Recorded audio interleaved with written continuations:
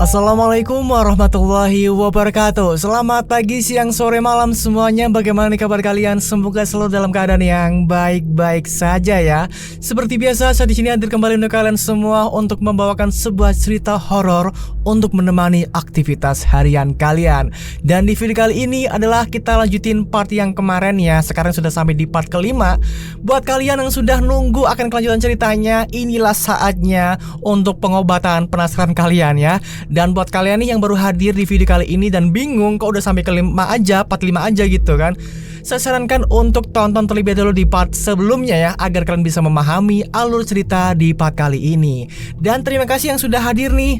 Monggo absen dulu dong di kolom komentar ya, dengan siapa dan dari mana gitu. Makasih semuanya buat Kak Esther, Kak Rini, Kak Herlina Ridwan, Kak Esther Karyawira, Kak Hani Bekasi. Makasih untuk kalian yang selalu setia, yang selalu komen di video channel Dimensi Mimpi. Makasih banget atas supportnya ya. Semoga semuanya sehat selalu, amin. Oke, tanpa langsung banyak basa-basi lagi ya, kita masuk aja langsung ke ceritanya ya, biar kalian tuh nggak terlalu nunggu lama gitu. Oke, udah siap semuanya? Udah dong pastinya. Oke, kita langsung aja masuk ke dalam ceritanya.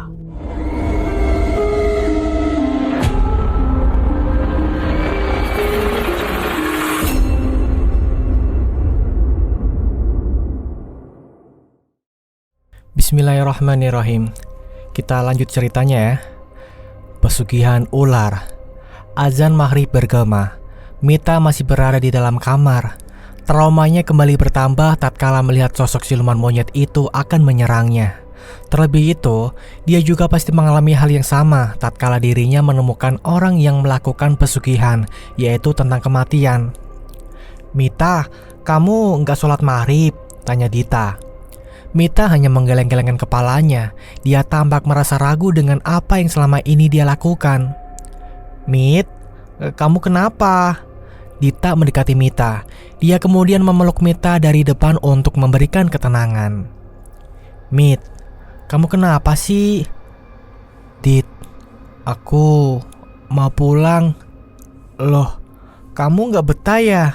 Mita mengangguk. Matanya benar-benar sayu akibat kurang tidur. Suhu tubuhnya juga sedikit hangat. Ternyata Mita menjadikan itu semua sebagai beban pikirannya yang benar-benar membuatnya merasakan trauma yang sangat berat. "Jadi, kamu mau pulang kapan?" "Kalau bisa besok, Dit. Aku takut." "Ya udah, nanti aku bilang ke ibu. Tapi, aku boleh minta tolong nggak?" "Minta tolong apa, Dit?" "Boleh nggak kalau kamu ajarin aku ngaji? Aku udah lama nggak ngaji." "Pasti kok. Gimana kalau kita sholat maghrib bareng, terus kita ngaji? Setelah itu, mungkin kita bisa ketemu ibu buat ngomong tentang kepulanganmu." Mita menyetujui hal itu. Mereka berdua pun segera menuju ke kamar mandi untuk berwudu dan segera melaksanakan sholat maghrib secara berjamaah. Nah, singkat cerita, setelah selesai sholat, Dita segera mengambil Al-Quran pemberian dari salah satu gurunya. Dia bernama Ustadz Abid, seorang petani sekaligus guru madrasahnya. "Kamu tahu nggak, Al-Quran ini adalah pemberian dari guruku. Dia bernama Ustadz Habib. Gimana, bagus nggak?" tanya Dita sembari menunjukkan Al-Quran yang dilapisi sambul berwarna emas. "Masya Allah, bagus banget, Dit. Kok guru kamu baik banget sih sampai ngasih Al-Quran secantik itu?" ucap Mita. "Iya, dia adalah satu-satunya guru yang melindungiku tatkala aku dirundung oleh teman-teman sekelas dan juga para orang tua murid." "Loh, kok bisa?" "Orang-orang di sini menyebutku sebagai anak ular. Entah kenapa, aku juga nggak tahu. Kok bisa ya aku disebut sebagai anak ular?" Nah, kita flashback nih 10 tahun sebelumnya. "Aku boleh main sama kamu nggak?" tanya Dita. "Boleh." Dita, dia adalah anak satu-satunya dari Pak Hendro. Dikenal sebagai anak yang sangat ramah dan bisa mengakrabkan diri kepada banyak orang. Namun ternyata banyak para warga desa Ampiri yang tidak menyukai Dita secara diam-diam. Mereka telah meyakini jika keluarga Dita adalah keluarga dari penganut pesugihan secara turun-temurun.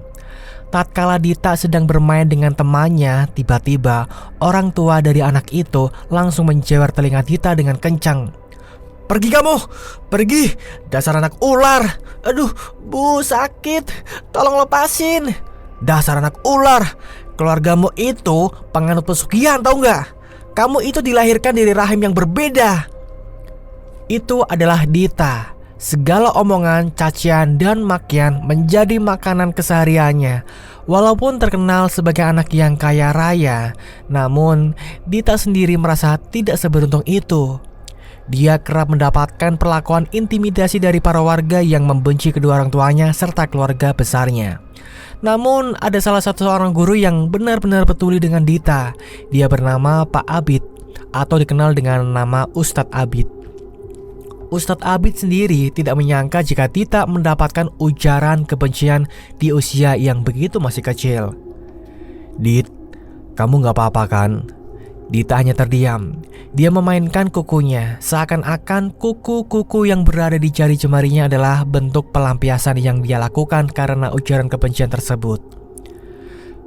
"Jangan digituin kukunya, nanti kulit jarimu tuh robek dan berdarah. Kamu nanti kesakitan dong." "Aku udah biasa kesakitan kok, Pak." Ustadz Abi terdiam. Dia mulai menyadari jika kalimat yang baru saja dilontarkan dari mulut Dita adalah kata hatinya yang paling dalam. "Mengapa teman-temanku menyebut aku sebagai anak ular? Apakah aku dilahirkan dari seekor ular?" Bukan, Dita. Kamu itu anak manusia kok. Jadi jangan pikirkan perkataan mereka semua ya. "Tapi Pak, di sekolah ini gak ada satupun orang yang mau berteman denganku, Pak. Apa aku salah ya lahir ke dunia? Kenapa keluargaku disebut keluarga penganut setan? Kalaupun mereka melakukan itu, mengapa mereka jahat sekali, Pak?" Ustadz Abid segera memeluk Dita. Dia tahu perasaan Dita sedang berada di hati yang kurang bagus. Tekanan yang dia rasakan benar-benar terlampiaskan dengan suara tangisan dan tetesan air mata yang mengalir deras dari kedua matanya. Kali ini sebuah sandaran yang begitu mengerti akan perasaan Dita terlahir dari seorang ustadz yang peduli. Mau dia anak ular, mau dia terlahir dari keluarga iblis atau apapun, Ustadz Habib hanya melihat satu hal dalam tiap diri manusia, yaitu tentang nilai kemanusiaan. "Tenang Dita, mau satu dunia membenci kamu, kamu tetaplah kamu. Kamu itu bukan orang lain yang dikatakan mereka. Kelak, kalau kamu bertemu dengan orang yang mengajari kamu kebaikan, tolong jaga dia. Itu adalah teman sejati yang tidak pernah terganti walau dengan takaran dunia dan seisinya." Nah, dari situ Dita mulai dekat dengan Ustadz Abid. Dia kerap meminta kepada Ustadz Abid untuk mengajarinya bagaimana cara membaca Al-Quran. Dimulai dari membaca Iqra, lalu lanjut menuju ke Juz Ammah, dan berlanjut ke Al-Quran. Walaupun belum sefasih bacaannya seperti bacaan yang lainnya, namun rasa penasaran yang tercipta dalam diri Dita membuat Ustadz Abid senang. Karena pencapaian cepat yang dilakukan oleh Dita, Ustadz Abid pun memberikan hadiah kenang-kenangan berupa Al-Quran dengan sampul berwarna emas. "Dita, Bapak ada hadiah buat kamu. Ini buat kamu. Kamu bisa baca di rumah." Pak, ini serius buat Dita?" "Iya Dita, kamu baca di rumah ya." "Siap Pak." "Tapi jangan bilang kalau ini dari Bapak." Kenapa emangnya Pak?" "Gak apa-apa, pokoknya jangan bilang." Dita hanya tersenyum. Dia pun berjanji untuk tidak memberitahu kepada kedua orang tuanya terkait Al-Quran tersebut. Dita pun akhirnya pulang ke rumah. Tidak seperti biasanya, kali ini Dita pulang dengan wajah yang penuh dengan senyuman. "Ibu, Bapak." "Loh Dek, tumben kamu senang banget. Ada apa?" "Biasanya merengut terus," tanya Ibu Gusti.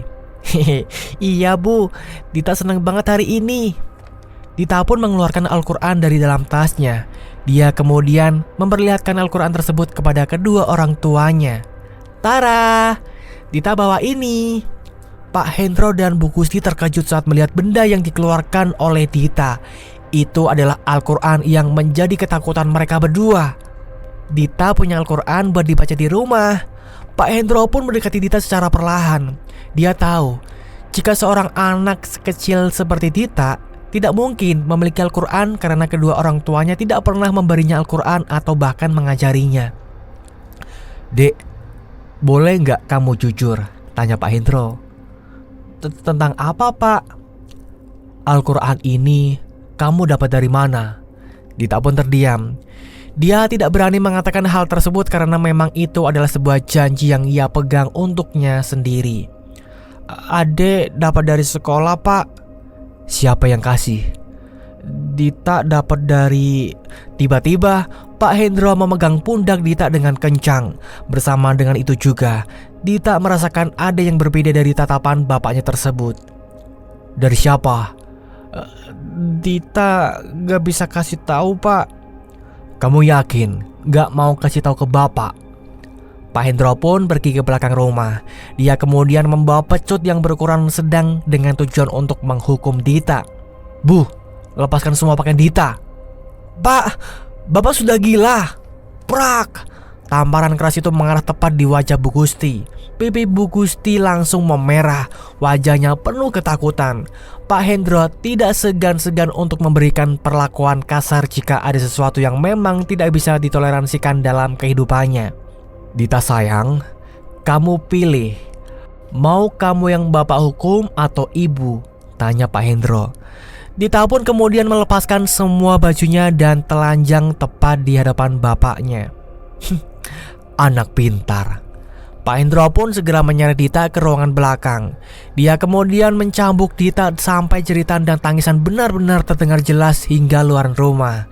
Para warga tidak ada yang berani untuk ikut campur permasalahan keluarga Pak Hendro sejak dulu. Mereka semua takut karena tolah atau akibatnya dari apa yang ingin mereka lakukan tersebut. Setelah menghukum Dita, Pak Hendro pun menyimpan Al-Quran tersebut di sebuah gudang. Dia tidak mau Dita mempelajari Al-Quran tersebut karena memang bukan bagian dari ajaran keluarganya. Bu, cari guru di sekolah Dita. Siapa yang memberi Al-Quran ini dan berikan dia peringatan jika aku tidak akan segan untuk membuatnya menderita. Bude Gusti hanya mengangguk paham. Dia tidak berani untuk melawan perintah suaminya karena anaknya sendiri juga bisa menjadi sasaran amukannya jika ada sesuatu yang tidak sesuai dengan apa yang Pak Hendro inginkan. Singkat cerita, pada keesokan harinya, Dita tidak masuk sekolah karena sakit. Ini adalah kesempatan bagi Bu Gusti untuk menuju ke sekolah dan menanyakan siapa yang memberi Al-Quran kepada Dita. Ketika Bu Gusti tiba di sekolah, banyak para warga yang menghindar dan menjauhi Bu Gusti. Mereka tahu jika kedatangan Bu Gusti ke sekolah adalah karena ada sesuatu yang harus diselesaikan. Dan kebetulan Bu Gusti langsung bertemu dengan kepala sekolah. Dia langsung menanyakan terkait guru yang memberinya Al-Quran kepada Dita. Permisi, saya Gusti, ibunda dari Dita. Saya ingin bertemu dengan guru yang dekat dengan Dita. Kepala sekolah tersebut merasa ketar-ketir. Dia kemudian menuju ke ruangan guru dan menanyakan siapa guru yang memiliki hubungan dekat dengan Dita. Nah, dari kebanyakan guru, tidak ada satupun orang yang mengakuinya. Namun, bersama dengan itu, Ustadz Abid langsung mendekati kepala sekolah tersebut dan mengatakan, "Saya tahu maksud kedatangan ibu dari Dita. Dia ada di ruanganku. Tolong selesaikan dengan baik-baik, Pak. Jika tidak, semuanya akan kacau." Ustadz Abid paham akan hal itu. Dia kemudian menuju ke ruangan kepala sekolah dan langsung berhadapan dengan Bu Gusti, ibu dari Dita. "Saya orang yang ibu maksud," ucap Ustadz Abid. Bu Gusti hanya terdiam. Dia kemudian langsung menjelaskan maksud dan tujuan dirinya ingin menemui Ustadz Abid. "Saya hanya ingin agar Bapak tidak memperlakukan Dita sebaik itu, Pak. Alangkah baiknya jika Bapak juga tidak memberikannya Al-Quran kepada Dita." "Saya mengerti, Bu. Tapi Al-Quran adalah bekal sebaik-baiknya di dunia. Jika manusia tanpa memegang pegangan itu, maka dunianya akan terombang-ambing. Saya paham. Bapak tidak usah mencermai saya karena saya bukan orang bodoh. Oh ya, ini ada sedikit uang untuk keluarga Bapak. Saya mohon jangan diulangi lagi. Ustadz Abid pun hanya terdiam ketika Bu Gusti memberikan amplop tebal yang di dalamnya sudah berisi banyak sekali uang untuk dirinya. Ini pesan saya yang terakhir ya Pak. Jangan dekati anak saya lagi atau mengajari apapun. Jika Bapak melanggarnya, mungkin hidup Bapak tidak akan lama lagi. Bu Gusti kemudian meninggalkan sekolah. Dia kembali ke rumahnya. Sedangkan Ustadz Abid, dia menjadi topik pembicaraan di sekolah. Bisa dibilang Ustadz Abid sendiri telah menjatuhkan diri kepada lembah kematian karena kepeduliannya terhadap seorang anak yang mendapatkan sebutan sebagai anak ular itu. Allahu Akbar, Allahu Akbar. Azan maghrib berkumandang. Dita masih memandangi jendela luarnya. Dia tahu jika ibunya baru saja menuju ke sekolah karena ada urusan tertentu. Tok tok tok. Dita, ayo keluar, kita makan malam bersama. Dari luaran kamar, Bu Gusti sudah memanggil-manggil namanya. Dita masih tidak pedulikan panggilan tersebut. Dia lebih memilih untuk berdiam diri di kamar dan menenangkan pikirannya. Dita, Bapak cariin kamu tuh, ucap Bu Gusti. Dita gak mau keluar. Dita mau ketemu Ustadz Abid. Dita gak betah di rumah. Ternyata pikiran Dita masih mengarah kepada Ustadz Abid. Dia tidak tahu apa yang ibunya baru saja katakan kepada Ustadz Abid. Dita hanya takut jika ada sesuatu yang terjadi kepada Ustadz Abid. Nah, singkat cerita, pada keesokan harinya, hal yang ditakutkan oleh Dita benar-benar terjadi. Ustadz Abid terjatuh sakit. Dia kemudian tidak mengajar ke sekolah dengan waktu yang cukup lama. Dita kemudian menceritakan hal ini kepada kedua orang tuanya, yaitu Pak Hendro dan juga Bu Gusti. Pak, Bu, Ustadz Abid sakit. Berhenti memperdulikan Ustadz itu, Dita. Tetapi Pak, Ustadz Abid itu orang baik.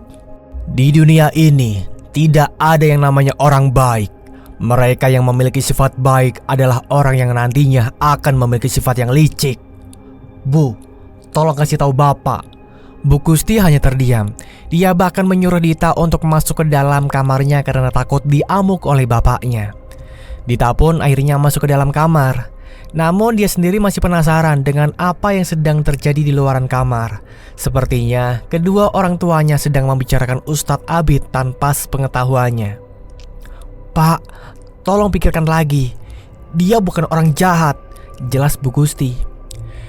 Dia mencoba untuk memanfaatkan Dita, Bu. Ibu tidak tahu kan? Jawaban dari Pak Hendro sungguh menyesakkan hati Dita. Dita bingung, apa salahnya jika Dita dekat dengan seorang guru yang telah mengajarinya banyak hal tentang agama. Yang dia inginkan adalah hanya satu. Dia harus mengambil Al-Quran pemberian Ustadz Abid dan menyimpannya di kamarnya sendiri.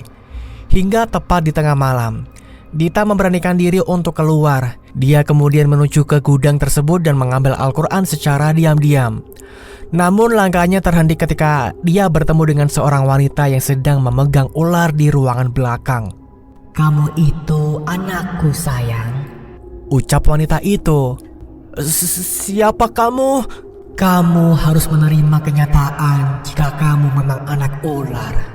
Kamu terlahir dari seorang rahim seorang wanita ular. Enggak, aku bukan anak ular. Lantas, untuk apa aku berbohong terhadap anakku sendiri sayang? Dita kemudian membuka Al-Quran miliknya. Dia teringat dengan salah satu surat yang berguna untuk mengusir setan. Qul a'udzu birabbin nas, malikin nas, ilahin nas, min syarril waswasil khannas, alladzi yuwaswisu fi sudurin nas, minal jinnati wan nas. Dan benar saja, sosok wanita tersebut menghilang dengan sendirinya.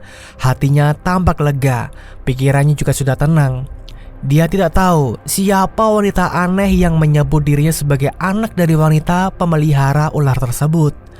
Saat Dita ingin kembali ke kamar, dia mendengar suara dari belakang tubuhnya. Suaranya aneh, seperti suara perut yang digesek-gesekkan ke lantai. Dita pun kemudian menghentikan langkahnya. Dia langsung menoleh ke arah belakang untuk memastikan siapa sosok yang ada di belakangnya. Sayang, kamu gak kangen sama bunda? Setan! Bruk! Pak Hendro dan Bu Gusti langsung lari dari kamarnya tatkala mendengar teriakan dari Dita. Mereka berdua terkejut saat melihat Dita sudah pingsan dan tak sadarkan diri sembari kedua tangannya mendekap Al-Quran demi melindungi benda tersebut agar tidak terjatuh ke lantai. "Dita!" teriak Bu Gusti. "Cepat Bu, bawa Dita ke kamar." Iya Pak." Bu Gusti membawa Dita ke kamar, sedangkan Pak Hendro, dia kemudian menuju ke ruangan belakang, lalu dia berkata sesuatu. "Apa yang kamu lakukan? Jika anak itu mati bagaimana? Mengapa kamu keluar sebelum waktunya untuk keluar?" Semenjak kejadian itu, ruangan bagian belakang dikunci dan tidak pernah dibuka lagi hingga 10 tahun lamanya.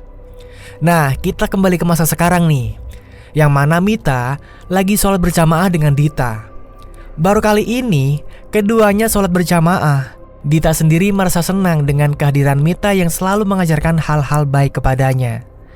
Setelah selesai sholat, mereka pun saling membaca Al-Quran hingga menemukan sebuah ayat yang berbunyi, "Ya ayyuhalladzina amanu lattabi'u khutuwatis syaitan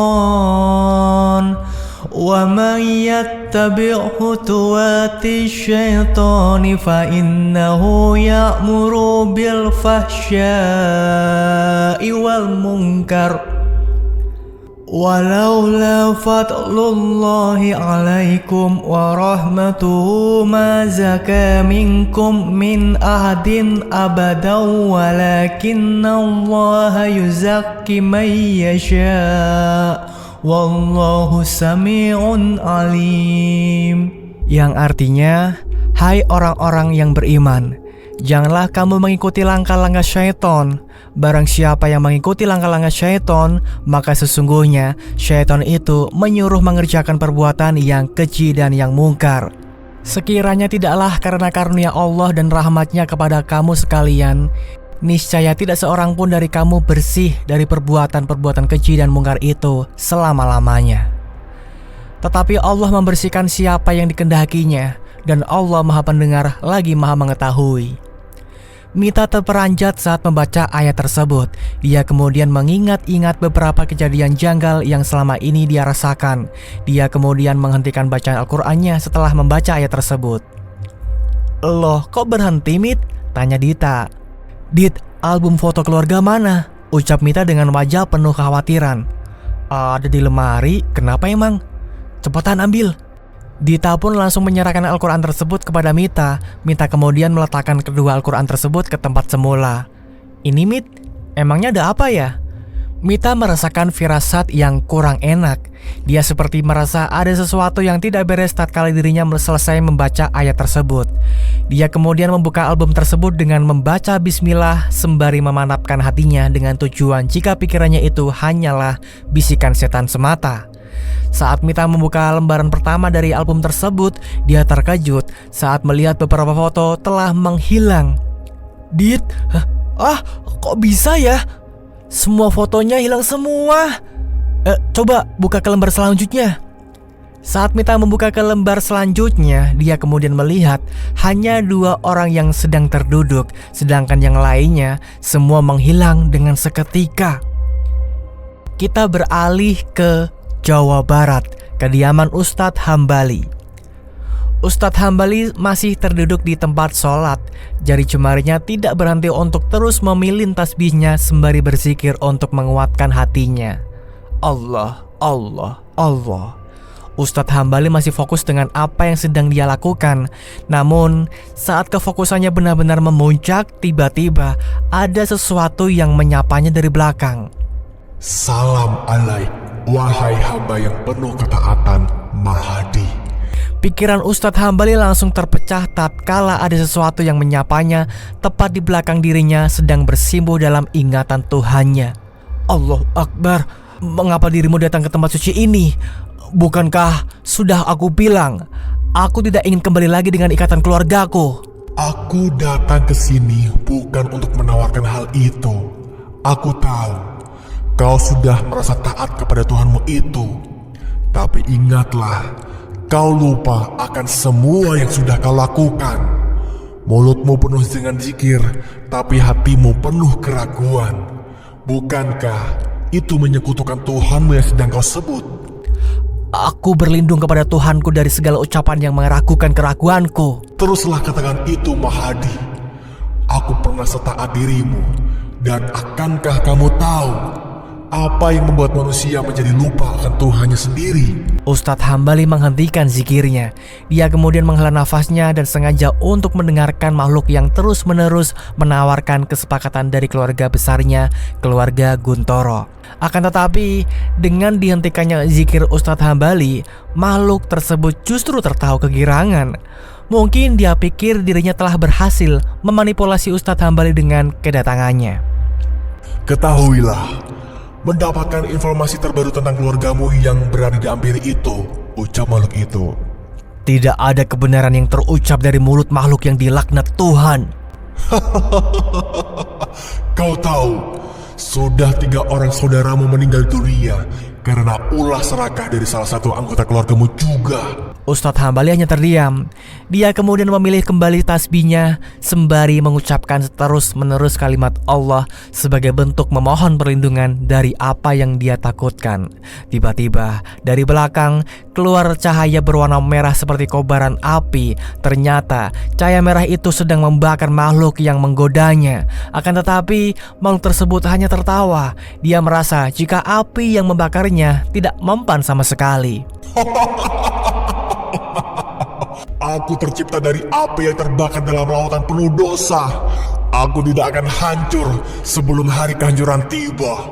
Namun, manusia akan hancur ketika hatinya dipenuhi dengan api kebencian. Kau tahu, seorang anak yang terlahir dalam keadaan yatim piatu, Allahu Akbar, Allahu Akbar. dia akan menjadi tumbal.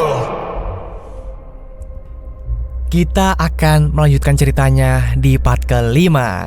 Untuk part 4 kali ini kita sudahi sampai di sini dulu ya, karena ini ceritanya masih panjang. Nah, buat kalian yang penasaran akan kelanjutan ceritanya, makanya pantengin terus channel Dimensi Mimpi agar kalian bisa menyelesaikan cerita ini ya.